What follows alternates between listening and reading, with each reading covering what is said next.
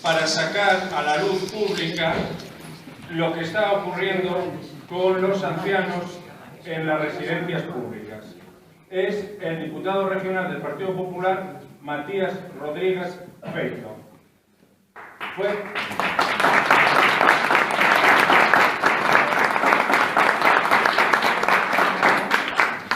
Fue una de las personas, como dije antes, que más contribuyó a que a través de sus intervenciones en el Parlamento regional esto tuviera una repercusión en los medios de comunicación y, bueno, poco a poco se fuera conociendo esta situación absolutamente intolerable que se está produciendo no solamente a nivel económico en las residencias públicas, pero principalmente a nivel económico. También está hoy aquí con nosotros para intervenir Javi Villa, que es funcionario superior del Principado de Asturias y portavoz de la asociación Concello por otra función pública.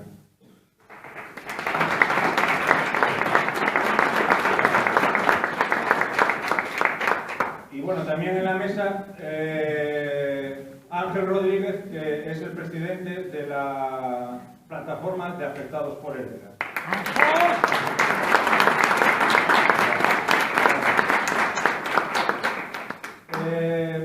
Por mi parte, yo quería hoy, voy a tener que hacer una pequeña intervención por el siguiente motivo. Los grandes magnates financieros, los grandes grupos financieros, son dueños de algunos medios de comunicación, bien sean periódicos, bien sean televisiones. Las empresas de un nivel inferior pues tienen gabinetes de prensa que se encargan de gestionar las relaciones entre esa empresa con los medios de comunicación. Las empresas más pequeñas o los organismos públicos de menor entidad pues tienen lo que se llama jefe de prensa, que es una persona o un par de ellas que también realizan esa función de hacer intermediarios, pues vamos a decir, entre un ayuntamiento y los periódicos y las televisiones, o entre cualquier otra entidad, pública o privada, y esos medios de comunicación. Pero se da la circunstancia de que la gente corriente, como nosotros, vamos a llamar, pues no tenemos ni medios de comunicación, ni equipos de prensa, ni jefes de prensa, ni nada. Es más, en estos casos, normalmente, y es la situación de la plataforma de afectados por el ERA, ocurre lo contrario, que más bien tenemos a los medios de comunicación, vamos a decirlo diplomáticamente, no muy favorables. En ese sentido, yo hoy voy a hacer, en la medida que pueda, de jefe de prensa de uno de los afectados por lo que ocurre en las residencias públicas. Esto es que además está aquí entre nosotros y que, bueno, por los nervios y por todo eso, prefiere que lo lea yo. Esto es un poco como la película Spotlight. Todo el mundo sabía lo que estaba ocurriendo, los jueces, los fiscales, los periodistas, la sociedad, pero seguía oculto, no salía a la luz. Esa es la tarea que, tanto con este ciclo de conferencias, con la labor de que están haciendo algunas personas, como Matías, como Rosa María, que estuvo aquí anteriormente, etcétera, en el Parlamento Regional, y nos vamos abriendo un pequeño hueco y vamos haciéndolo aflorar a la opinión pública, a que se conozca. Porque yo estoy seguro de que si la mayoría de los miembros del gobierno regional, o de de las direcciones de los partidos políticos o de los sindicatos tuviesen a su padre o a su madre o a su suegra o a su suegro en una residencia de Lera, las plazas serían gratuitas. Bueno, paso a leer este caso, que es de una persona que además está aquí presente, compañero de la plataforma de afectados por el ERE. Dice así: soy un afectado más de las tropelías de Lera y de la consejería. A mi familia y a mí nos engañaron como a muchos de ustedes y tantos otros. Nos pedían 58.000 euros de supuesta deuda. Mi caso es el siguiente: un engaño con el contrato de hospedaje y otro con la ley de dependencia, como le pasa a la mayoría de la gente. Mi caso es el siguiente: un hermano de mis abuelos estaba en la residencia de Lera de Pumarín. Mis abuelos iban a verle de vez en cuando y les parecía que estaba bien atendido. Mi abuela, con el paso del tiempo, fue cogiendo enfermedades por la edad y se le fue complicando la vida. Se iban haciendo mayores y mi abuelo, su marido, también ya mayor, pues quiso que su mujer estuviera atendida y más pensando que igual algún día podía faltar él. Fue por eso que lo arregló y la metió en la misma residencia de Lera, en Pumarín. Ya la conocía por su hermano y había visto que cuando su hermano murió nadie había reclamado nada y no había creado ninguna deuda. A su hermano le veía bien atendido y que no había habido ningún problema. Todo esto antes del año 2000. Cuando mi abuelo firmó el contrato para ingresar a mi abuela, nadie le dijo que crearía una deuda ni que fuera a haber ningún problema económico, ni costas para su mujer o para la familia, porque, de otra manera, se hubieran buscado otras maneras de ingreso en otra residencia. Mi abuela murió en 2009. Mi abuelo ya había muerto unos años antes. Fue en el año 2013 cuando nos llegó una factura de Lera. Faltaban unos días para que se cumplieran los 4 años, que es cuando prescriben estas deudas. La factura que nos llegó era de 58.000 euros, que son casi 10 millones de pesetas. Nos dijeron que lo había que pagar y nos metieron miedo a la familia con Hacienda y la Ejecutiva.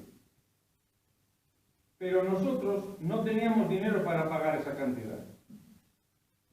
Y, en segundo lugar, que todo ese dinero que nos reclamaban nos parecía totalmente injusto y que nos parecía que nos habían engañado a todos, a la familia y a mis abuelos ya fallecidos.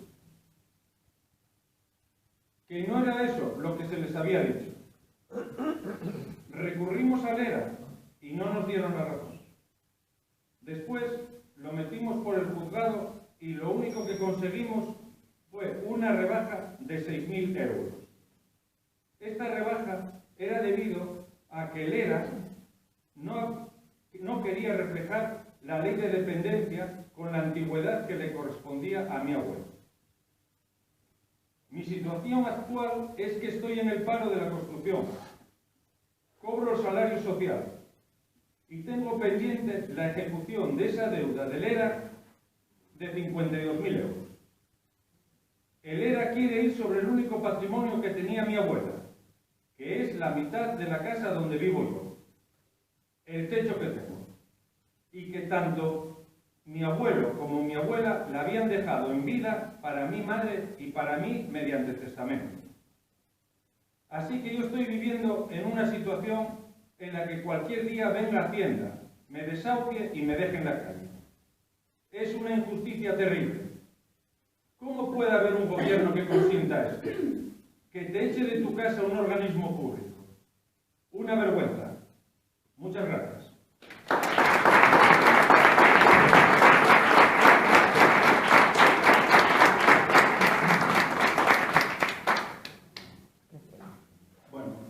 continuación va a intervenir Matías Rodríguez Feito, que disertará con el título Las familias de fallecidos deudoras de deuda.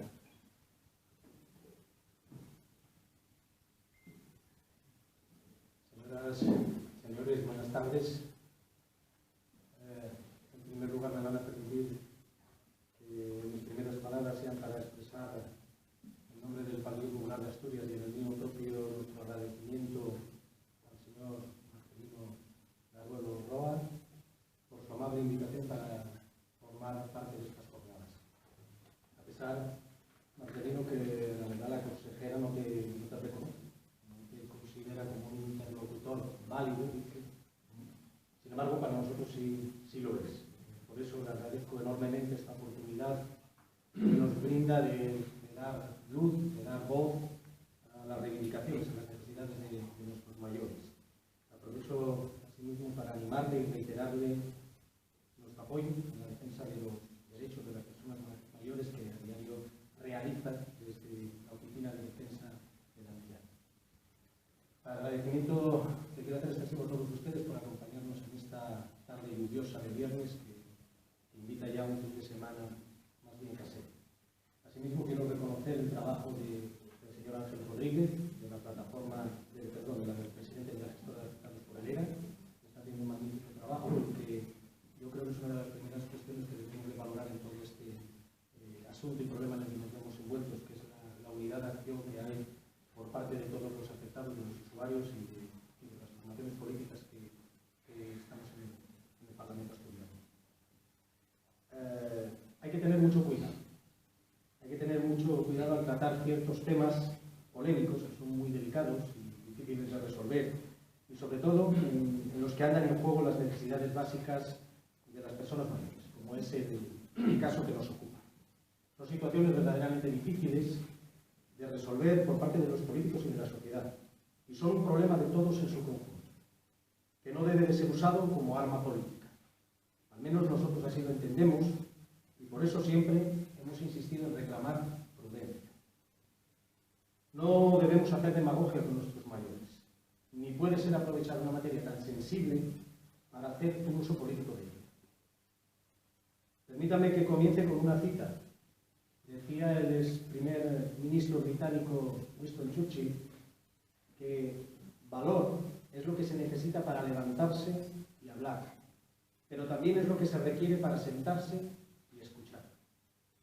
Y esto último le ha faltado al gobierno de Asturias, al cual le ha sobrado valor para estafar, pero apenas ha dedicado tiempo a sentarse a hablar con usuarios y familias. Lo que me lleva a plantearles una pregunta. ¿Cuándo van a aprender? Sería interesante establecer mecanismos eficientes de escucha y recopilación de información por parte de los usuarios. Sinceramente les diré que a veces tengo la impresión de que a este gobierno solo le interesan los números. No es así. Hablamos de personas que tienen nombres, apellidos y familias. Nuestro Estatuto de Autonomía recoge en su artículo 10.24 como una de las competencias exclusivas del Principado de Asturias todo lo referente a la asistencia y bienestar social. Cuestión distinta es que el Consejo de Gobierno no cumpla con la ley, o cuando lo hace sea de forma negligente, ineficaz e ineficiente. Es evidente que los tiempos del presidente y de la consejera no son los tiempos de nuestros mayores. Son los tiempos de los malos gestores, que penalizan a las personas mayores que tienen necesidades extremas.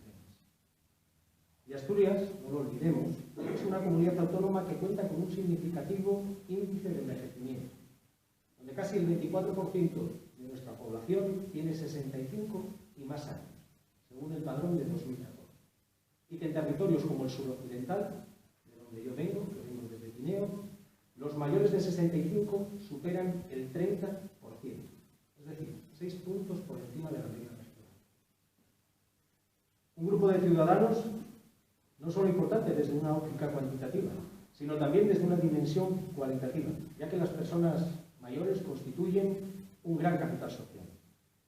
Los gravísimos problemas que sufren miles de asturianos, desempleo, listas de espera, demoras en el cobro de ayudas, laberintos burocráticos, trampas administrativas, evidencian lo que venimos denunciando a diario Aquí, en Asturias, tenemos un gobierno poco eficiente y poco ágil a la hora de resolver los problemas de los asturianos, como ha quedado de manifiesto en el último informe de los profesionales del sector de los servicios sociales. La política antisocial del gobierno de Asturias se ceba especialmente con los mayores. La realidad es muy distinta a lo que nos quieren hacer. Fíjense, disparó el número de expedientes de reclamación de deuda promovidos por el ERA durante el ejercicio 2014 y el primer semestre del ejercicio 2015 asciende a 4.726 expedientes. Continúa suspendiendo la aplicación de la ley de dependencia, aplicando con dureza el baremo con el que valora a las personas dependientes. La lista de espera del ERA supera las 1.000 personas. Y mientras tanto, tenemos camas vacías en establecimientos públicos. Y mientras tanto, la consejera se reúne con la patronal del sector para hacer negocio y gastar más. El intento de privatización de 5 geriátricos, el de San Martín de Luiña, el de Salas, el de Grandas de Salime, el de Quirós y el de Teberga, con cuya gestión a día de hoy no sabemos qué va a pasar. En la nueva estructura, de hecho, de la Consejería de Servicios y Derechos Sociales, no existe una Dirección General de Atención a Mayores. Y más, teniendo en cuenta la sociedad envejecida que anteriormente comentábamos que tenemos. Estos son solo algunos ejemplos que ponen de manifiesto cómo los servicios sociales en Asturias, especialmente los que afectan a nuestros mayores, atraviesan momentos complicados. El informe al que hacía mención antes, el informe 2015 de la Asociación Estatal de Directores y Gerentes de Servicios Sociales de España, un foro profesional de servicios sociales, una asociación implantada en todo el territorio nacional, que cuenta con delegaciones en las distintas comunidades autónomas y que propone ideas y soluciones a las administraciones y a las empresas del sector que necesitan asesoramiento en materia de servicios sociales. Insisto, esta asociación, en el informe elaborado, un informe que está elaborado por 200 profesionales, sitúa a Asturias en un quinto puesto en el desarrollo de su sistema de servicios sociales. Lo que a bote pronto no estaría nada mal. No estaría nada mal. Si bien lo realmente preocupante es lo que señala después. La calificación global es medio baja. Asturias es una de las comunidades menos eficientes en la gestión de sus servicios sociales. El citado informe suspende al Principado en el sistema de atención a la dependencia, que continúa por debajo de la media estatal, pese a que Asturias es la comunidad más envejecida del país. La cobertura de atención a la dependencia en Asturias es del 5,9%, mientras que la media estatal se eleva al 7,7%. También se está por debajo del promedio en el número de plazas residenciales públicas para mayores de 65 años, en ayuda a domicilio, en plazas públicas en centros de día, en el servicio de teleasistencia, en el número de trabajadores en centros de servicios sociales, albergues y centros de acogida, y en las plazas residenciales diurnas y ocupacionales para personas con discapacidad, donde estamos 2 puntos por debajo de la media nacional. En definitiva, en las políticas sociales suspendemos en casi todo, y eso no hay gobierno que lo explique. En Asturias ya no nos sorprendemos prácticamente de nada, pero la verdad es que nos encontramos en una situación absolutamente disparatada. Somos los que más gastamos en políticas sociales del país y los más ineficientes. Y podemos gastar, no lo olvidemos, porque lo pagamos todos los asturianos, con los elevadísimos impuestos que el ineficaz gobierno socialista de Javier Fernández nos impone. Y esto es lo más triste de todo, que mientras que Javier Fernández y Llamazares nos exprimen a impuestos, no olvidemos que con el pago de impuestos contribuimos a financiar el gasto social, lo recaudado no es bien gestionado, más bien todo lo contrario. Todos los trabajadores hacemos el esfuerzo de contribuir solidariamente para ayudar a los que más lo necesitan, pero este esfuerzo no llega a los que más lo necesitan. No llega porque el PSOE y la FSA lo siguen empleando en mantener una administración enorme, manteniendo toda una pila de enchufados que no sirven más que para empobrecernos a todos los demás. En Asturias está meridianamente claro lo que sucede, socialistas gastan el dinero de todos los demás, pero no lo gastan. Los problemas más graves que en este momento afrontan los servicios sociales son de modernidad, racionalidad, eficacia y calidad de una materia en constante desarrollo, en el que están en juego derechos sociales tan importantes para las personas como el acceso a los recursos para la igualdad, la convivencia personal y social o la integración social. Nosotros siempre hemos partido de un principio de buena fe, conscientes de la necesidad urgente de regenerar las políticas sociales regionales. Sin embargo, siempre nos hemos tropezado con un presidente y con una consejera cuya conducta no compartimos. No aprobamos esta forma de hacer política, soportada únicamente en datos numéricos. Cuando hablamos de políticas sociales, hablamos de personas. No perderemos el tiempo en enumerar los antecedentes que nos han traído hasta aquí. Todos conocemos sobradamente las causas que justifican que los servicios sociales estén como están en nuestra comunidad. Opacidad, errores, malas previsiones, mantener esa red clientelar, esa pila de enchufados, mal funcionamiento. Son muchos los que comparten esta visión, aunque no quieran exponerlo públicamente, para no dar pie a represalias. Nuestro principal objetivo es mantener y garantizar los servicios básicos del bienestar. Los servicios sociales son un valioso instrumento de solidaridad. Para ello, deben cumplir con su función, llegando a quien realmente más lo necesita, gestionados con eficacia y transparencia y priorizando a las personas mayores. Debemos defender la consolidación de una Asturias del bienestar, basada en servicios sociales de calidad, eficientes y sostenibles, que favorezcan la cohesión social, fomentando las políticas en los ámbitos de la protección y la inclusión social, y coordinando los servicios sanitarios y sociales para la atención integral de las necesidades de las personas mayores. Uno de los principales instrumentos para la atención a las personas mayores es el ERA.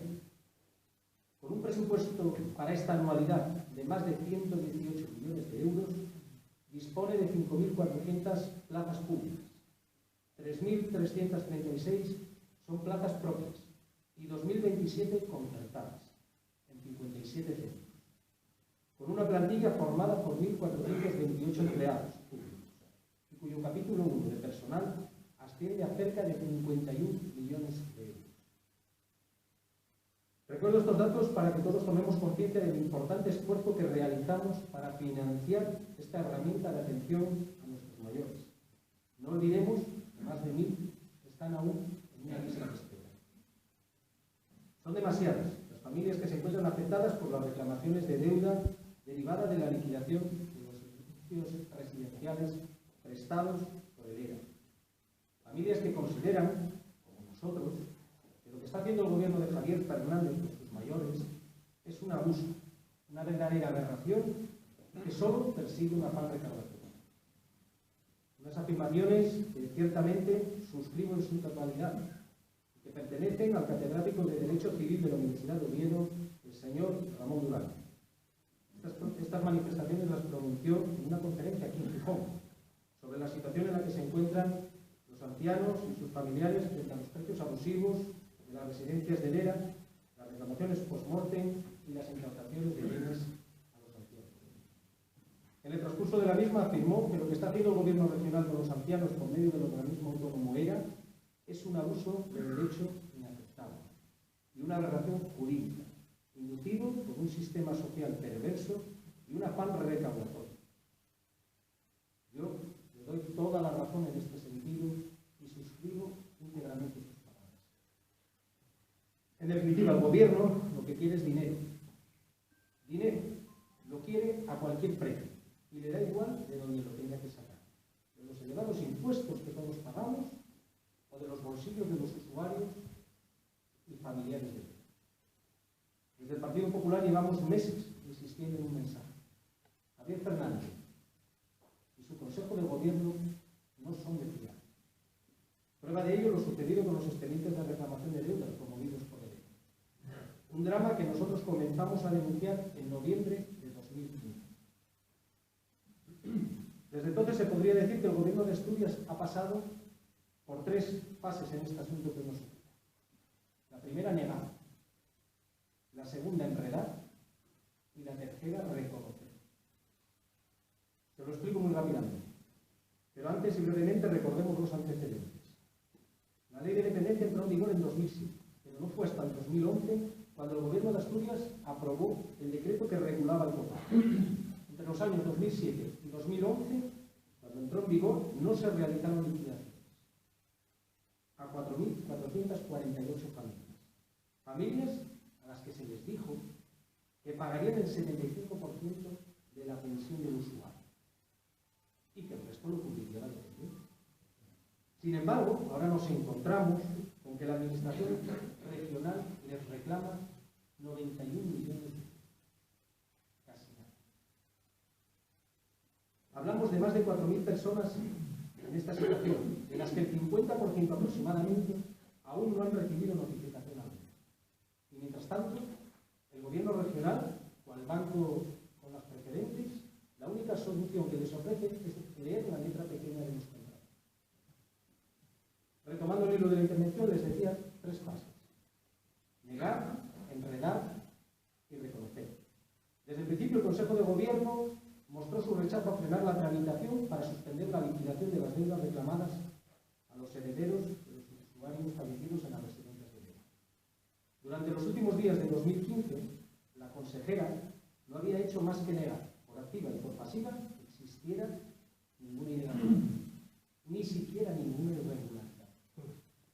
Llegó 2016 y ante la presión social y política, y esto yo creo que ha sido muy importante, determinante, diría yo, deberíamos de ponerlo en valor, y más en estos momentos que vivimos, como todos los grupos con representación parlamentaria en la Junta General, a excepción del Partido Socialista, anteponiendo el interés general, el interés de nuestros mayores, anteponiendo esto a cualquier otra cuestión partidista, y fruto del acuerdo, del consenso, logramos aprobar distintas iniciativas que culminaron con el debate, votación y aprobación de la toma en consideración de la proposición de ley de suspensión de liquidaciones de las deudas reclamadas a herederos de los usuarios fallecidos de los servicios residenciales públicos del organismo autónomo ERA.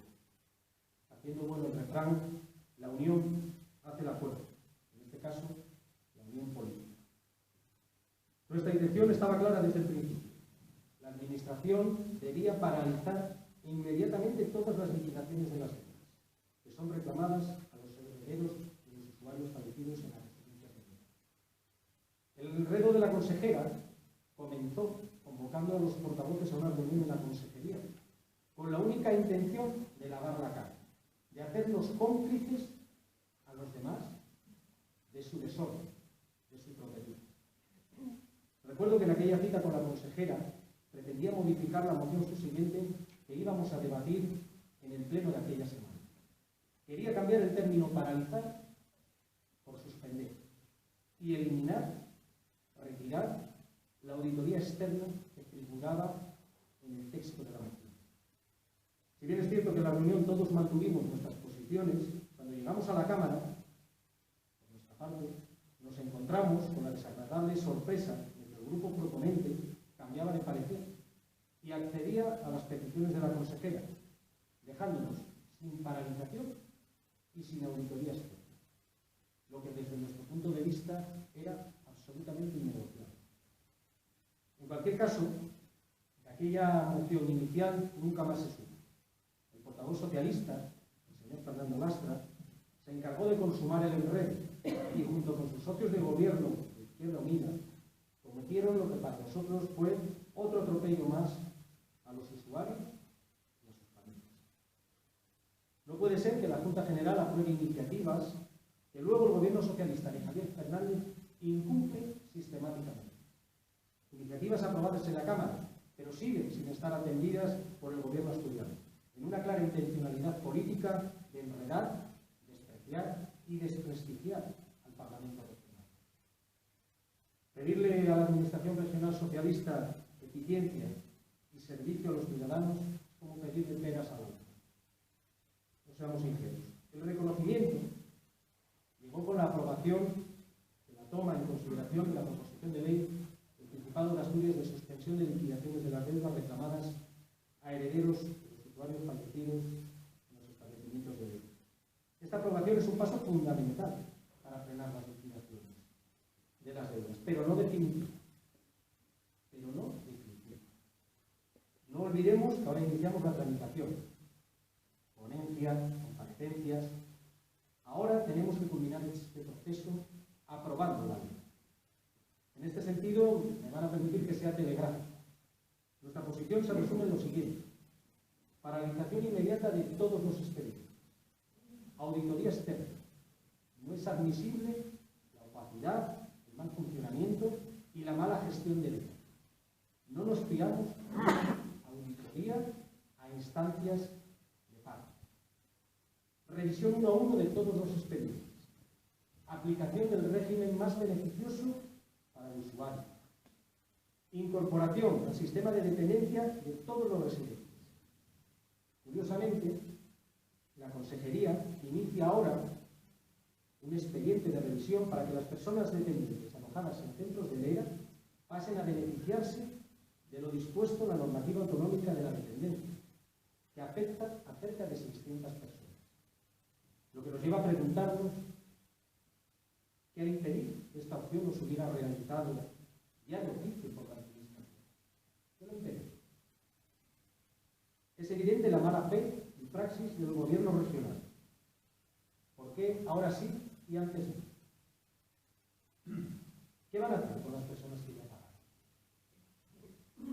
Continuando con nuestra posición, es necesario incluir la dotación de recursos materiales y humanos al ERA, más información a los residentes y sus familias, y la constitución de una comisión de seguimiento en la Junta General en la que estén representados los usuarios y sus familiares. El camino está marcado, no hay excusas. Debemos agilizar la tramitación de esta ley e impedir así que el gobierno socialista arruine la vida de miles de familias, puesto que no debemos olvidar que fueron ellos quienes empezaron a reclamar deudas desorbitadas, quienes subieron los precios por las plazas, quienes malgastaron el dinero de todos, quienes no rindieron cuentas. Lo he dicho en más de una ocasión y hoy quiero volver a incidir en ello. Javier Fernández debería dar explicaciones inmediatas y cesar a todos los responsables de esta situación. Exigimos más transparencia, sentido común y sensibilidad con los usuarios y sus familias. Nunca debemos olvidar que hablamos de nuestros mayores, que no tienen por qué pagar la incapacidad de un Consejo de Gobierno al que las cuentas sociales nunca les han salido. Igualmente debería de poner a trabajar a la consejera para dar solución a este importante problema. Solución que satisfaga a los usuarios de las residencias y a sus familias, garantizando la continuidad y el compromiso con un servicio público como es el ERA. De la consejera esperamos que en este asunto no siga con la testarudez y alcance un acuerdo justo con los afectados para poner fin a esta polémica y corregir esta descontrolada gestión del ERA. Es inadmisible y bochornoso que se siga saqueando a las personas mayores, que se les sigan incautando los bienes para pagar los despilfarros socialistas, mientras miles de familias asturianas viven angustiadas desde hace ya demasiado tiempo. Lo que está sucediendo lo calificamos de disparate inasumible para muchas vidas. El escritor brasileño Paulo Coelho decía que los errores son una manera de reaccionar. Sin embargo, y a pesar de que la Consejería admite que no se han hecho las cosas bien y es más que evidente que no controla la situación, sigue con los procedimientos, sigue ejecutando liquidaciones. Está claro que los controles de la Administración no han funcionado con la debida transparencia, correctamente. En caso de existir menoscabo de fondos públicos, habrá que depurar responsabilidades. Pero lo que no puede ser, de ninguna de las maneras, es que la irresponsabilidad de los socialistas acabe pagando nuestros mayores y familias. La Administración debe ser un instrumento útil a la sociedad asturiana y no convertirse en una fábrica de derrochar el dinero de todos los asturianos, que es lo que hacen los socialistas. Entre ellos, el dinero de estas miles de familias afectadas por estas reclamaciones de dinero. El gobierno asturiano se ha convertido en una máquina de perder dinero y oportunidades, mientras siguen derrochando fondos en mantener su red clientelar. Para resolver este problema falta una estrategia clara, falta la participación de mayores y familias, y falta, lo más importante, una mayor apuesta por las personas y no por las cifras. Nuestros retos, más allá del crecimiento de la economía y la creación de empleo, están orientados a ofrecer las mejores prestaciones sociales a los mayores. Debemos seguir mejorando la atención social, y para ello es urgente la actualización normativa.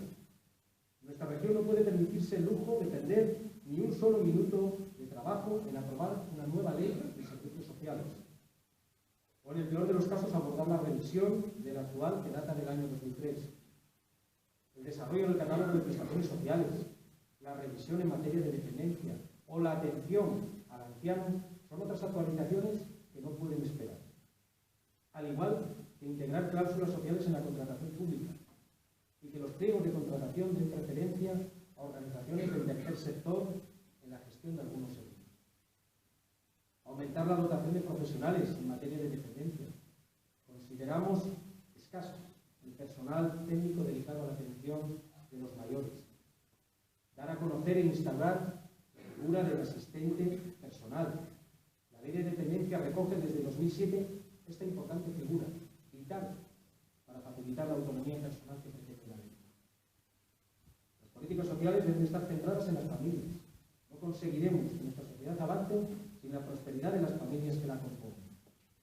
Se deben establecer indicadores de gestión objetivos que nos permitan evaluar el desempeño y resultados, que nos permitan obtener datos que reflejen cuáles fueron las consecuencias de las acciones emprendidas para mejorar la calidad de vida de las personas mayores. Es importante que estos indicadores de gestión reflejen datos veraces y fiables, ya que el análisis de la situación de otra manera no sería correcto. La bajada de impuestos y la eliminación de alguno de ellos, como es el caso del impuesto de sucesiones, es fundamental para mejorar la situación económica de la región y generar empleo. Con más asturianos trabajando, consumiendo, gastando, conseguiremos más bienestar, más dinero para gasto social, porque las facturas, desgraciadamente, no se pagan con discursos, se pagan con una política económica eficaz. Estoy firmemente convencido de que la igualdad social se defiende con hechos, no con demagogia, y de que las políticas sociales deben tener un papel protagonista en la acción política que desempeñamos a diario.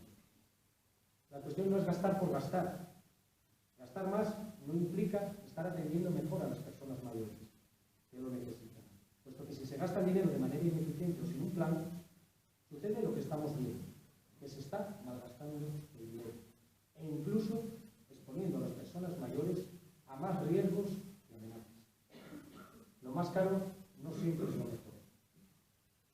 No quiero dejar pasar la oportunidad de trasladar lo que es una preocupación latente en la sociedad asturiana, y es el trato que reciben nuestros mayores en general y en concreto en los distintos establecimientos de la comunidad autónoma. Una preocupación que en nuestro grupo no es producto ni del azar, ni de pruebas impugnadas, ni de falsedades. Para nada es así, sino todo lo contrario. La prensa y la falta de información de calidad por parte de la Consejería hacen saltar las alarmas sobre lo que está pasando. Recuerdo una reunión de la ponencia sobre el progresivo envejecimiento de la población asturiana que presidía el portavoz del Gobierno, el señor Guillermo Martínez, en la sede de Presidencia. En dicha reunión, el representante de una de las asociaciones nos manifestó sus quejas sobre el ERA. Por cierto, era un representante de aquí de Gijón. Nos estremeció su testimonio. Fíjense lo que nos dijo. Los mayores son solo números. Las residencias no se preocupan. Una señora murió de cáncer después de pasar meses esperando. Se pasa hambre en las residencias. y hay mala atención sanitaria. Desde las 7 de la mañana hasta las 10 de la mañana del día siguiente no comemos nada, absolutamente. Yo creo que sobran. Basta con leer los periódicos regionales a diario para encontrarnos con noticias sobre el maltrato a mayores. Fue aceptado. Llevamos gastado más de 10.000 euros en abogados. Tienen todos los documentos donde venía aquella bomba de 52.000 euros más intereses. Ahora está en manos de los jueces en Madrid. Nos sentimos solos y desamparados. Es una injusticia que nos puede llevar a la ruina si no sale a nuestro favor en el Supremo de Madrid. Esto es una vergüenza, y más aún cuando nosotros, en este caso, mi madre, lo único que hizo fue recibir una mierda de herencia y nunca nadie del ERA nos informó de que sí había generado una deuda a fallecida. Yo creo que esto es importante. Nunca nadie les informó. La primera carta llegó el 27 de noviembre. Hizo 7 años el pasado noviembre de 2015. En primera instancia nuestro abogado dice que está prescrito, pero el juez dijo que no. Así que, única salida, ir a casación a Madrid, lo que conlleva 4.500 euros más a pagar al abogado. No quería molestarte, solo informarte de nuestro caso.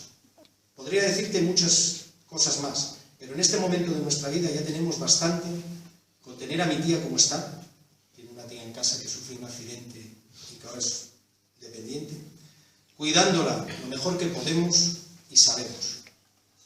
Jamás la metería en una residencia. Jamás. Un saludo y perdona por la molestia. Gracias y hasta vernos. Es inaceptable la postura del Consejo de Gobierno que preside Javier Fernández con los usuarios y familias. Incapaz de pedir disculpas. No hemos visto ni un ápice de autocrítica. Y esto es algo que nos preocupa.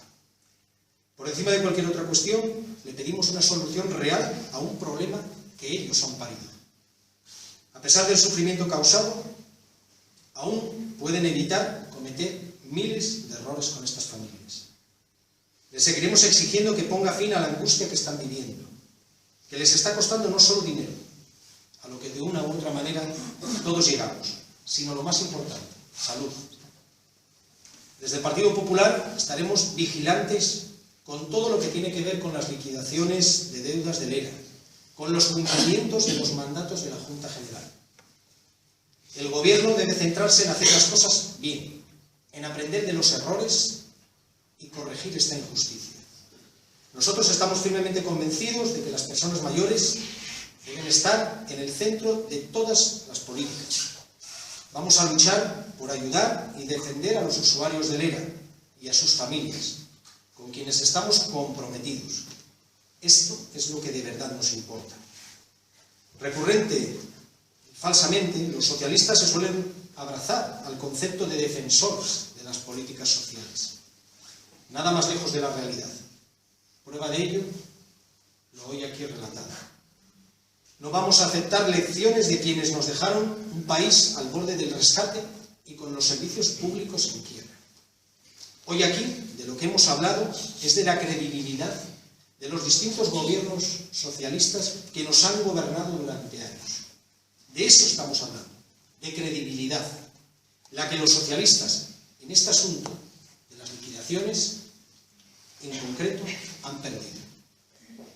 Los años de gobierno socialista han reflejado fielmente un rasgo básico del modelo social y político que defiende esta ideología: su profundo deseo de dirigir la sociedad, su constante voluntad de controlar la vida privada desde el poder público y considerar a los ciudadanos como menores de edad, que tienen que ser tutelados y dirigidos.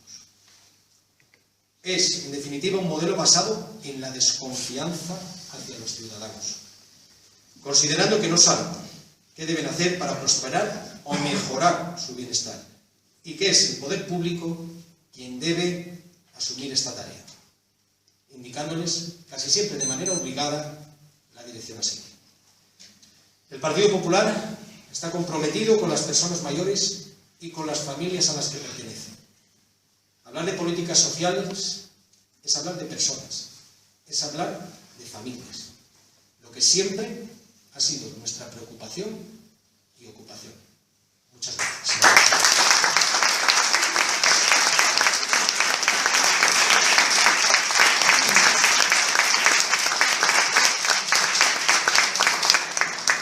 Bueno, muchas gracias a Matías. Un trabajo enorme. A continuación va a intervenir Javier Álvarez Villa, de la Directiva del Concello por otra función pública, que tituló su intervención "Los organismos autónomos y su regulación en Asturias". Javier, con lo que... Bueno, buenas tardes. Agradecer la invitación a la plataforma afectada por el ERA, con cuya justa causa me solidarizo y que es el motivo precisamente de aceptar esta invitación y estar esta tarde hoy aquí. Bueno, me llamó hace poco Marcelino Laduelo para pedirme que, bueno, pues en esta comparecencia, no se oye,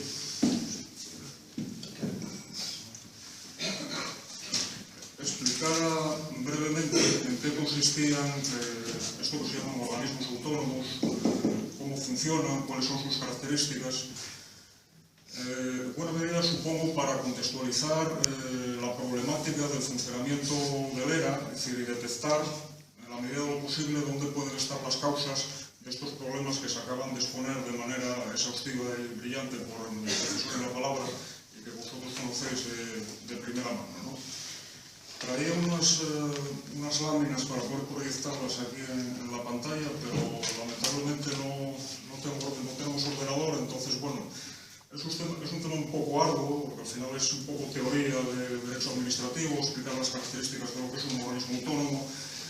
Intentaré ser breve y hacer una exposición, bueno, rápida y básicamente que se entienda y que, bueno, pueda servir a los que estáis aquí hoy para entender un poco el funcionamiento administrativo de lo que es un organismo autónomo y en concreto del establecimiento residencial Esperanza de Asturias, del ERA, y que eso pueda servir, insisto, para, bueno, formarse un juicio sobre dónde pueden estar los problemas o las causas, en buena medida, de ese funcionamiento deficiente que genera esta problemática tan grave para los familiares y para los usuarios de este tipo de establecimientos, ¿no? Bueno, los organismos autónomos, que son un tipo de organismo público, no es una novedad ni siquiera de la democracia. Es decir, los organismos autónomos hay ya en el Estado español desde la época de Franco, desde la dictadura. La primera regulación legal que hubo en España sobre los organismos autónomos fue una ley del año 51, que se llama Ley de Entidades Estatales Autónomas. Y para ser breve y espero que se me entienda, es decir, el sentido de la finalidad de crear este tipo de organismos, esta modalidad de organismos autónomos, se debió fundamentalmente a el incremento de servicios públicos, de la cartera de servicios públicos de las administraciones. Es decir, en la medida en que a partir de los años 50, sobre todo las administraciones públicas, en aquel entonces exclusivamente la del Estado, los ministerios, ¿no?, fueron ampliando la cartera de servicios públicos, especialmente de servicios públicos prestacionales, es decir, no la típica actividad administrativa burocrática de dar licencias, permisos, inspecciones, sino de prestar, por ejemplo, alojamiento a los ancianos, alojamientos turísticos, es decir, actividades prestacionales. Bueno, pues se vio que la estructura típica de los ministerios, jerárquica, no servía para eso. Hacía falta un modelo, se pensó, de organización administrativa descentralizada, se llama administración institucional, que funcionara con cierta autonomía y que permitiera, bueno, prestar este tipo de servicios públicos de manera más ágil y más eficaz, ¿no? Por entonces, en los años 50, 60, empezaron a surgir este tipo de organismos autónomos. Algunos llegan hasta ahora, por ejemplo, un caso muy característico son las confederaciones hidrográficas. Todavía existen para la gestión de los cauces de las aguas y cauces de los ríos, ¿no? Y, bueno, otros, un montón de ellos que se podíamos citar, organismos autónomos que, insisto, ya se fueron creando a lo largo de antes de la democracia y que hoy, bueno, algunos de ellos se mantienen y hay otros muchos nuevos, tanto la administración del Estado como las comunidades autónomas, como incluso los ayuntamientos, aunque en el caso de los ayuntamientos bastante menos, ¿no? En los años 50, a partir de los años 50 empezó a crearse un tipo de administración que se llama institucional o administración descentralizada, digamos, dentro de la cual hay dos grandes tipos de organismos o de entes públicos. Uno son los organismos autónomos de los que hablo, que son básicamente organismos que actúan sometidos al derecho administrativo, es decir, funcionan como cualquier otra administración pública, con los mismos controles y con el mismo tipo o con idéntica normativa regulatoria de su actividad. Y por otro lado están otra categoría de entes que supongo que también conoceréis, que son las llamadas empresas públicas. Empresas públicas que ahora aquí en Asturias, y yo creo que incluso debemos al Partido Popular el bautizo de su nombre, se conocen como chiringuitos, ¿no? Es decir, que son un modelo de administración, pues son administración en la medida que, aunque funcionan como una empresa privada, sometida al derecho privado, bueno, pues son de capital público, 100% o mayoritariamente público, y que, bueno, que se llaman chiringuitos porque básicamente son entes de tipo clientelar, sobre todo en la contratación de personal, eluden todo tipo de controles en la contratación pública, en la fiscalización del gasto, etc. Los organismos autónomos no son en principio chiringuitos, son otra cosa. No estamos hablando de empresas públicas, son otro tipo de entes. Están sometidos, insisto, al derecho público, aunque en la práctica algunos de ellos, como puede suceder con el ERA, pues funcionan en buena medida también como si fueran un chiringuito, ¿no? ¿Qué son los organismos autónomos entonces? Voy a centrarme en los organismos autónomos de la Administración del Principado de Asturias, es a la que pertenece el ERA, ¿no? Los organismos autónomos son organismos públicos, son administraciones públicas, como adelanté, se rigen por el derecho administrativo, no por el derecho privado, no funcionan como una empresa privada, sino tienen que funcionar como una administración pública, con todos los controles y garantías propias de la administración pública. Su característica es que funcionan en régimen se llama de descentralización funcional, es decir, funcionan de manera independiente o separada de las consejerías a las que dependen. Son autónomos, lo cual no significa que sean independientes políticamente, es decir, que dependen, las directrices políticas de estos organismos autónomos lo marcan las consejerías, en concreto los consejeros y directores generales de los que dependen los organismos autónomos. En el caso del ERA, actualmente, pues la consejería, que ahora se llama, si no recuerdo mal, de Servicios y Derechos Sociales. Y marcan esas directrices porque el órgano de dirección de los organismos autónomos, que es el Consejo de Administración, normalmente con carácter general está presidido por el consejero del ramo o consejera del ramo. Y en el Consejo de Administración incluso hay varios directores generales que pertenecen a esa consejería. Por tanto, aunque sean autónomos, desde un punto de vista funcional, están políticamente dirigidos y controlados por la consejería a la que están adscritos. Por tanto, el gobierno y el consejero o consejera de turno es responsable político directo de la buena o mala gestión de estos organismos autónomos, ¿no? Se crean por ley, eso es muy importante. Es decir, que el gobierno no tiene capacidad por sí mismo para crear un organismo autónomo. Tiene que ser la Junta General del Principado, a través de una ley, la que autorice al gobierno del Principado a crear un organismo autónomo. Se financian con recursos propios y sobre todo con las partidas presupuestarias que salen en el presupuesto general del Principado de Asturias. Recursos propios, en el caso de ERA, serían pues, los precios públicos que cobran a los usuarios por los servicios que prestan, ¿no?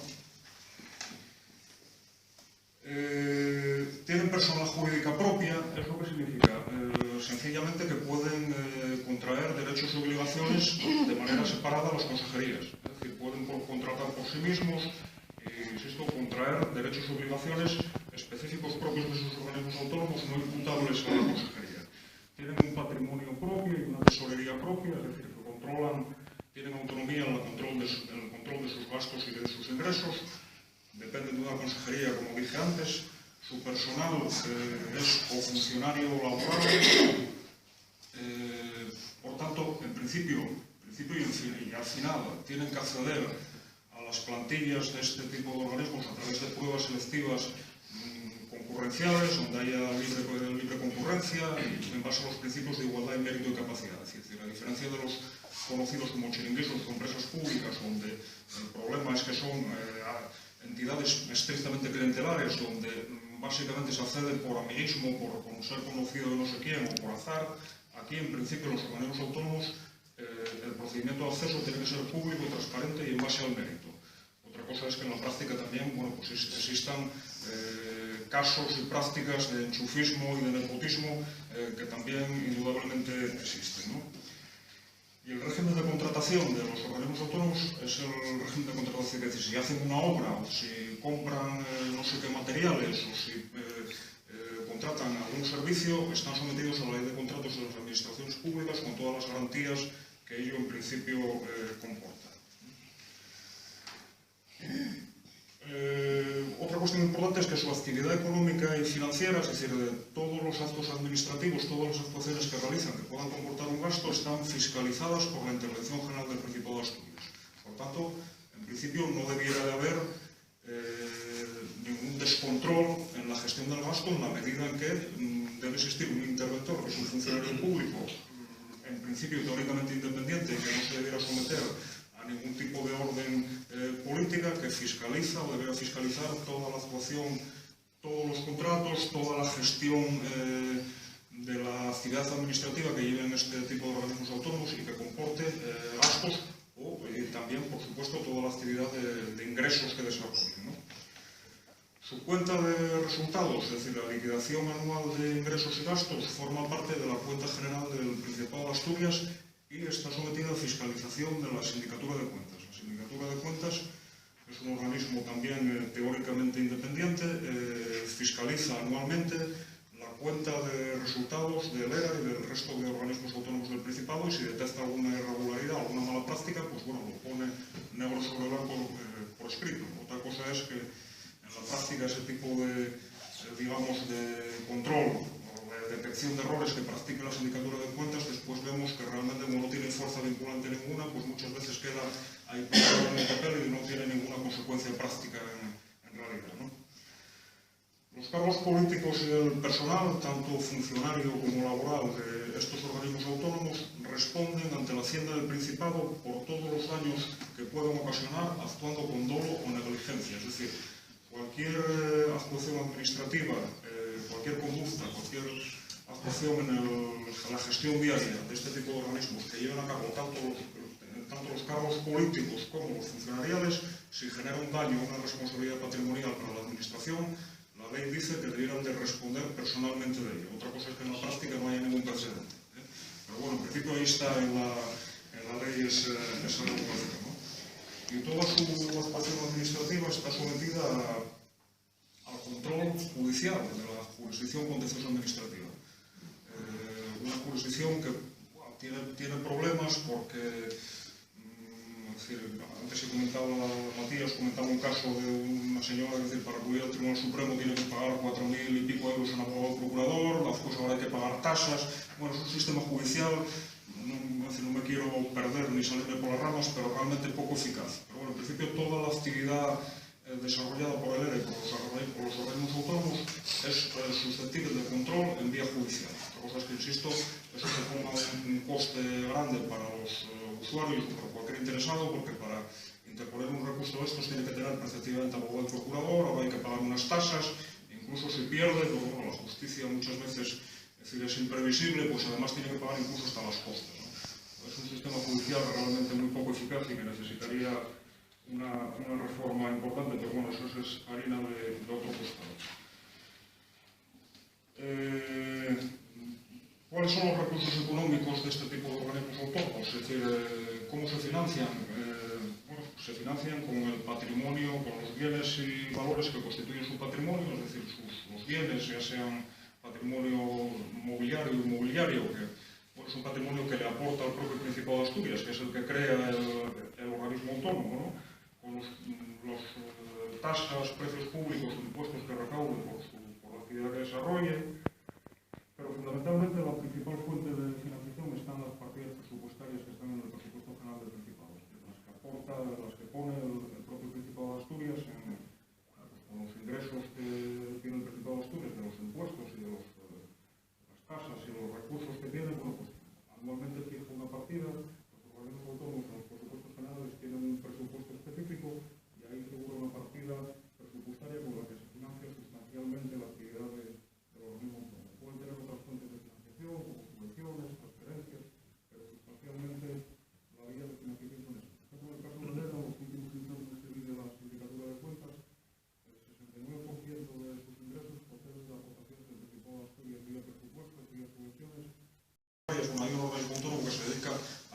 específicamente ese patrimonio de tierras rústicas, ¿no?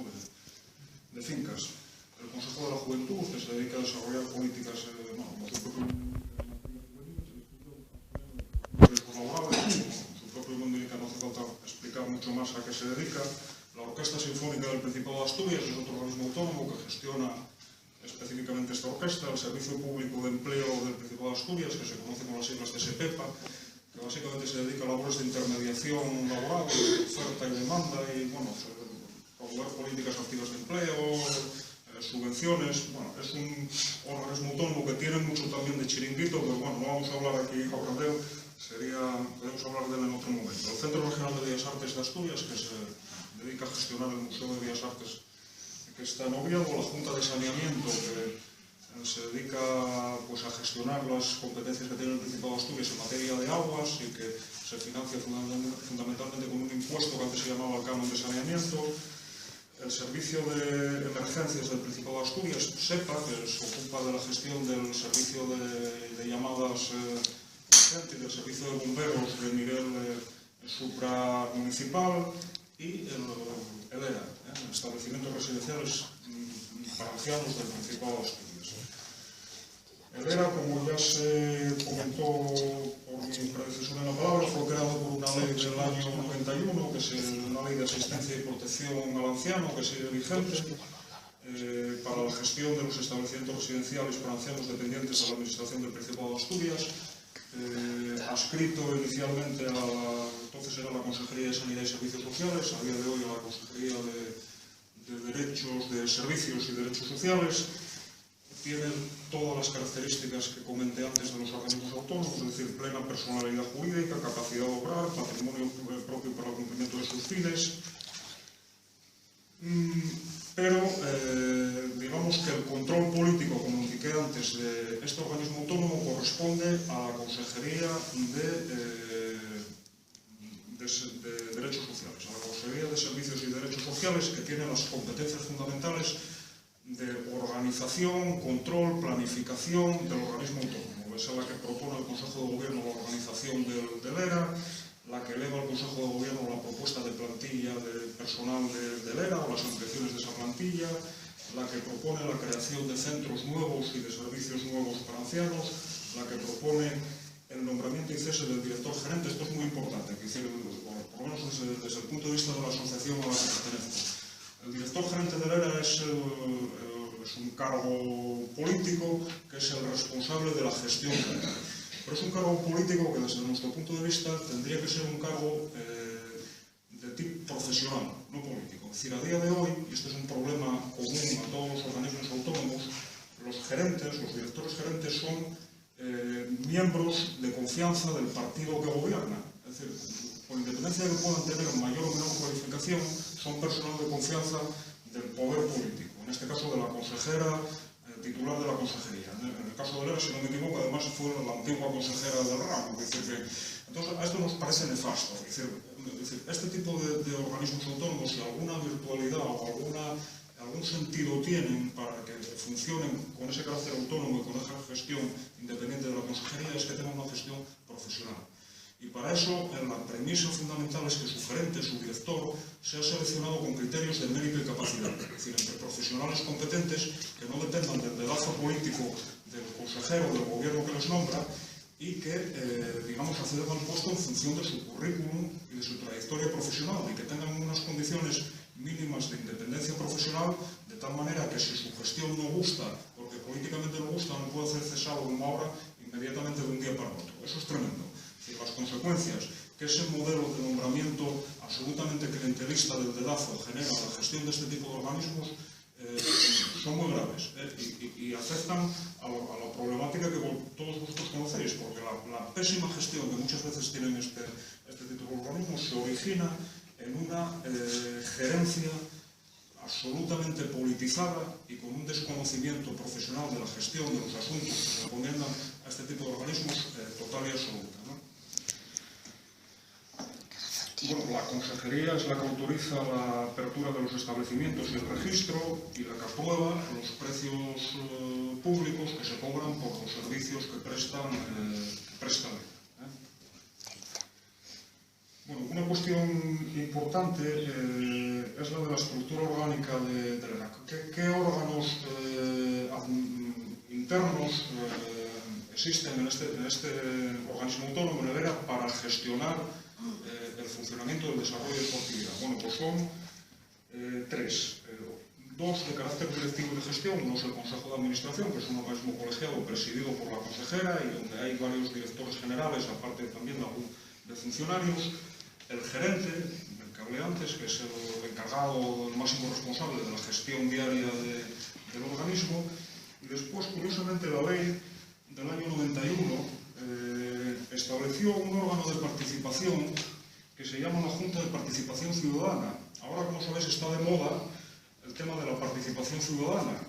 Yo, vamos, lo veo muy positivo en el sentido de que con la participación ciudadana lo que se pretende es que los directamente afectados por la prestación de un servicio público tengan voz y voto en la gestión de este tipo de organismos. Es decir, puedan participar no solo siendo escuchados, sino que incluso puedan votar y puedan decidir en la toma de decisiones, valga la redundancia, ¿no? Tengan participación, en este caso pues serían los familiares, de los ancianos, de los mayores que están en estos centros. Sería fundamental que esa participación se articulara con fuerza suficiente en este tipo de organismos. Bueno, pues llamativamente, insisto, esta ley del año 91 creó un órgano que se llamaba la Junta de Participación Ciudadana, cuando entonces con la participación ciudadana no era algo que estuviera de moda, ¿no? Uno puede pensar, joder, qué ley más positiva, qué visionarios fueron aquella gente que ya en el año 91 previó la posibilidad de una ley de participación ciudadana.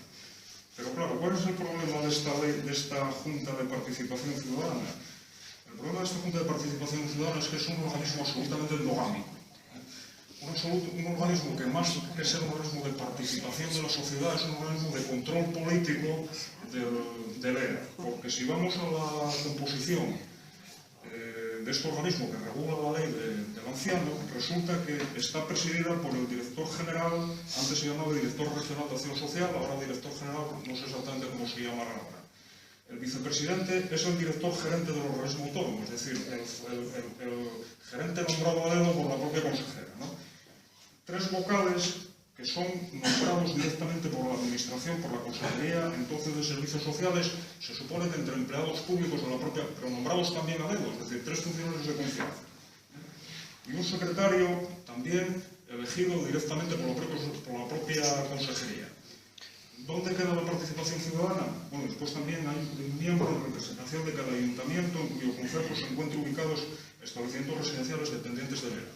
Pero también un miembro, que puede ser un miembro político o un empleado público también de confianza designado por el respectivo ayuntamiento. Uno se pregunta, entonces, ¿dónde está aquí la participación ciudadana en este tipo de órgano? Bueno, pues la previsión de participación ciudadana que contenía de participación de los afectados, de los familiares, era un miembro en representación de cada una de las organizaciones sociales de pensionistas y jubilados existentes en el Principado y dos miembros en representación de las organizaciones sindicales de mayor implantación en el sector. Esta es la participación ciudadana que previó el legislador en la Junta de Participación Ciudadana, es decir, un paripé, un truco. Esta es una Junta de Participación Ciudadana absolutamente descafeinada, que no sirve para lo que se pretendió y que realmente hay que reformar con urgencia, porque si existiera una Junta de Participación Ciudadana donde efectivamente estuvieran representados las familias de los afectados por esta pésima gestión, con una capacidad, insisto, no solo de voz, sino de voto, probablemente, como se suele decir por aquí, otro gallo cantaría, ¿no? Y es que la Junta de Participación Ciudadana tiene unas competencias en la ley realmente importantísimas. Es decir, la ley de protección ciudadana de protección del anciano atribuye a la Junta de Participación Ciudadana competencias para asesorar y formular propuestas al Consejo de Administración del organismo autónomo en todos los asuntos relacionados con sus fines, para velar por que las actuaciones de todos los servicios, centros y establecimientos residenciales para ancianos se acomoden a la normativa vigente, es decir, para controlar la legalidad, para informar el anteproyecto de presupuestos del organismo autónomo, para conocer y informar la memoria anual del organismo autónomo, para velar por la supresión de las situaciones de lesión de los derechos de las personas ancianas, informando al letrado defensor del anciano o letrado del anciano, como se llama ahora, de las que tengan conocimiento. Es decir, se configura como un organismo con unas competencias importantísimas para que el ERA funcione de manera correcta, respetando escrupulosamente los derechos de los ancianos y de sus familias. Bueno, pues esta regulación legal, que aparentemente sobre el papel, insisto, parece muy loable, resulta que con ese sistema de composición de sus miembros absolutamente queda descafeinada. Por tanto, es un paripé, esto es un timo, ¿no? Es una junta de participación ciudadana absolutamente desactivada. Yo creo que esta es una reivindicación importante que creo que debiera de hacerse. Es decir, que este organismo, que insisto, tiene una funcionalidad importante, hay que convertirlo realmente en un órgano de participación activa de los usuarios, real y efectivo, que tenga competencias, que pueda ejercer esas competencias que le marca la ley, ¿no? Que yo no sé, vosotros no sé si tenéis alguna información, si esta junta, cómo está funcionando, qué hizo, cuántas reuniones tuvo, qué informes elevó qué denuncias elevó al letrado defensor del anciano, qué propuestas planteó. Es decir, habría que pedir responsabilidad a la gente que está ahí.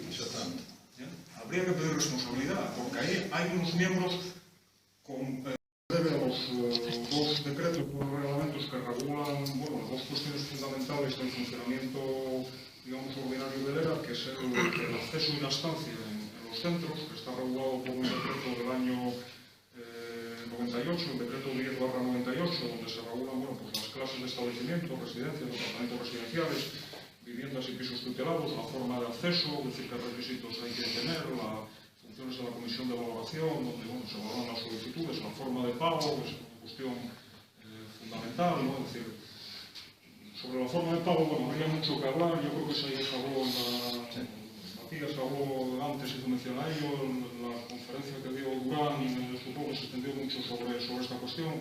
Entonces, bueno, yo tengo evidentemente mi opinión, yo creo que me parece que fundamentalmente, yo creo que debieran ser, en la medida de lo posible, servicios gratuitos, por lo menos desde mi punto de vista, para aquellas personas, para aquellos ancianos que no tienen capacidad económica para pagar los servicios. Yo creo que no se puede repercutir sobre las familias. Es decir, que si no tienen, si su pensión no llega para alcanzar el 100% del coste del servicio público, yo creo que el resto, en un Estado que se dice social y democrático de derecho, tiene que asumirlo el propio sistema público. No se puede cargar sobre las familias este exceso, ¿no? A mí me parece elemental esa cuestión.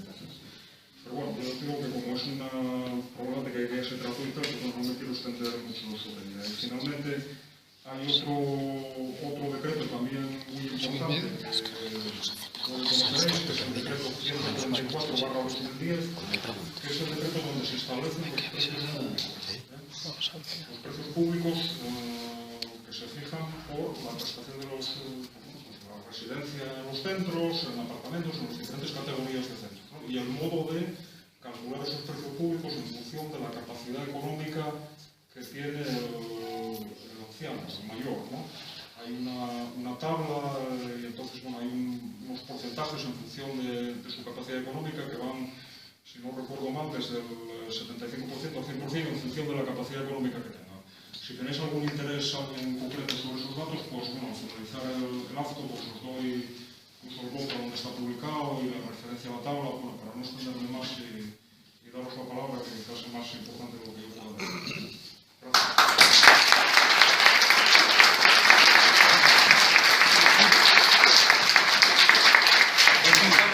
Estamos fatal de tiempo, estamos amenazados de que a menos 17 entran los antidisturbios y entonces, sí, no, que quería, muchas gracias Javier por la intervención tuya, muchas gracias. Y Ángel quería dar algunas novedades de la plataforma. Brevemente, hoy hemos pedido una entrevista con la consejera para tratar todos los asuntos que se refieren a nuestra problemática. Revisión de expedientes, baremos que se van a utilizar y quién los va a hacer. Situación en la que va a quedar los expedientes anteriores a la ley de dependencia de 2007, pues también hay deudas muy grandes de la gente que no tiene la ley de dependencia. ¿Qué va a pasar con esa gente? Así como la gente que ya pagó o está pagando. ¿Qué va a pasar? Cuando lo revisen, ¿qué va a pasar con toda esa gente? ¿Se le va a devolver el dinero? Es lo que vamos a preguntarle también. Si nos recibe, ¿eh? Siempre y cuando nos recibe, que se está por ver. y a ver también la atención que están recibiendo los usuarios actuales en las residencias, que nos dé un poco una explicación.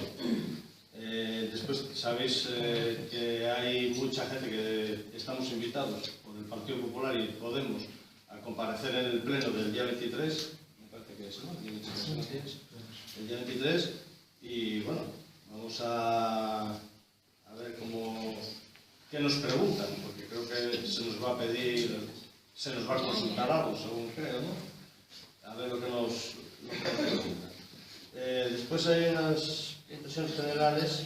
Hoy venía publicado en la Nueva España, no sé si lo visteis alguno, una publicidad de los establecimientos residenciales donde venían muy bien definidos los precios. Por ejemplo, yo cogí unos apuntes, en el grado mínimo, el 2, bueno, el mínimo, el segundo grado, la cama residencial vale 1.336 euros. Para los de grado nivel 3 vale 1.438,88. Más o menos, aproximadamente. Pero siguen sin decir qué ayuda tienen los residentes en esos grados. O sea, hicieron una publicidad muy buena de todas las residencias, pusieron ahí un listado de ellas, un montón de ellas, y los precios, pero de las ayudas que tienen los residentes ni estaban ni se le esperaban en la página esa que venía publicada. Siguen sin... Sí, bueno, era eso. Y lo otro... hemos contactado con otras plataformas, desde ayer tuvimos la noticia, y vamos a contactar con ellas, a tener, digamos, hacer a nivel nacional fuerza sobre todo este tema de la dependencia, de los geriátricos, de los pagos que se están haciendo. Probablemente en otras comunidades autónomas también haya esta problemática de los pagos. Creo que en la de Valencia había algo muy parecido.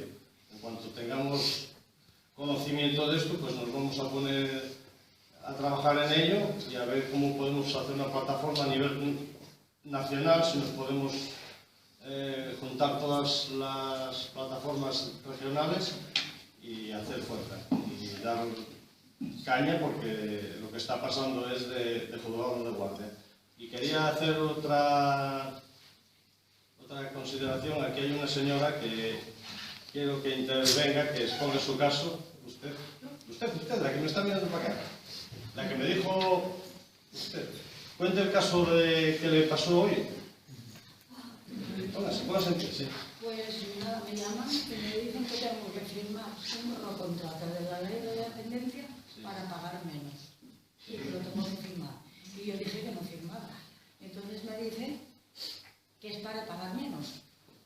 Porque mi marido entró allí en el 2008 y me dice que entró en régimen de hospedaje. A mí nadie me dijo eso, ni yo estaba enterada de nada de esto. Y me dice, yo dije que no lo firmaba, que hay que pasar. Entonces me dice que nada, que mandarán a Oviedo, se les mandará una carta con acuse de recibo diciendo que yo no quiero firmar. Entonces, que pasará a que yo tengo que pagar el 90% de lo que vale la plaza. Dije, ¿dónde lo voy a pagar si él no tiene una pensión muy pequeña? Dice, pues llévelo para casa. Eso es lo que quedaba. ¿Y aquel? Ya lo que he quedado, pues bueno, ¿puedo decir yo un poco sobre ese tema? Sí, que es que después... Vamos a ver, lo que dice esta señora me pasa a mí. Me pasa a mí con mi madre. Y esto es lamentabilísimo. Vamos a empezar por abajo. Primero, las asistentes sociales, que yo creo que deberían de estar no solo para intermediar, sino en tal caso para defender al pueblo, vamos a decir, frente a la máquina de la administración, es al revés. Están para engatusar a la gente para que firme. O sea, lo primero que dicen es, firme aquí. Sin leer y sin nada. Vamos a ver. No tenemos tiempo, pero vamos a ver. Ese documento yo lo escaneé. Me llegaron por 2 vías diferentes, por temas familiares. Bueno, es lo mismo. Lo escaneé. Se lo mandé a Ramón Durán, que estuvo aquí, al catedrático. Dijo él, mira, Marcelo, lo miré un poco por encima, pero lo miré, dice, y no lo entendí. Dice, y soy catedrático. Me lo dijo así, así como yo lo estoy contando, me lo dijo él cuando veníamos por la calle para acá, o sea, me lo dijo así. Entonces ahí ya empezamos. Mire, yo, luego por otra parte, son 3 folios. Yo observé que la firma es fotocopiada. Estamos otra vez como el caso Marea, fotocopiando firmas. O sea, aquí ya cuesta mucho trabajo echar una firma. Y el sello es también fotocopiado. Y encima, yo exigí que me lo mandaran a un domicilio postal porque tengo un apartado de correos para esos casos. Me lo mandaron, pero lo normal es entregarlo 3 folios sueltos, ahí va que te preste, y no se respeta el secreto del correo ni nada de nada. Es algo increíble, Bien, a lo que yo voy, avanzando un poco.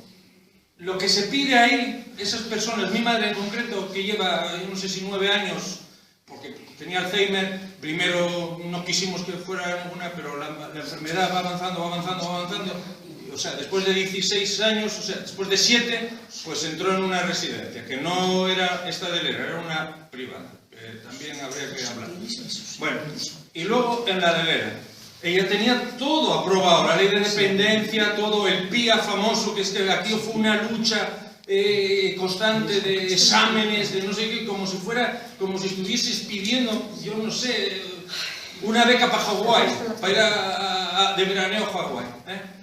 Bueno, pues ahora nos piden que aportemos toda la documentación otra vez. Eso es. Y como hay una ley que me parece que dice que la administración no puede pedir al administrado documentos que ya obren en su poder, pues a partir de ahí y a esperar a lo que me contesten. Pero esa es la mentalidad que tiene la consejería. Es lo que decía Matías. Enredar y volvernos locos a todos. Volvernos locos a todos, porque claro, estamos todos temblando, en el fondo. Estamos temblando, porque a ver si no tal, a ver si va a ser peor, a ver si vamos a acabar como este caso que contaba. Y hay que marchar, una cosa que hay que decir aquí, somos todos trabajadores. Unos cobrarán un poco más y otros un poco menos. ¿Quién ahorra 1.000 euros al año? ¿Quién ahorra 1.000 euros al año en estas épocas que corren? A ver, ¿quién? ¿Y los que lo ahorraron en tiempos pasados qué es? ¿Para dallos layos? Pues sí. Por lo visto, es que vamos, es que eso, o sea, ni en la época Stalin. No sé, quería decir una cosa más.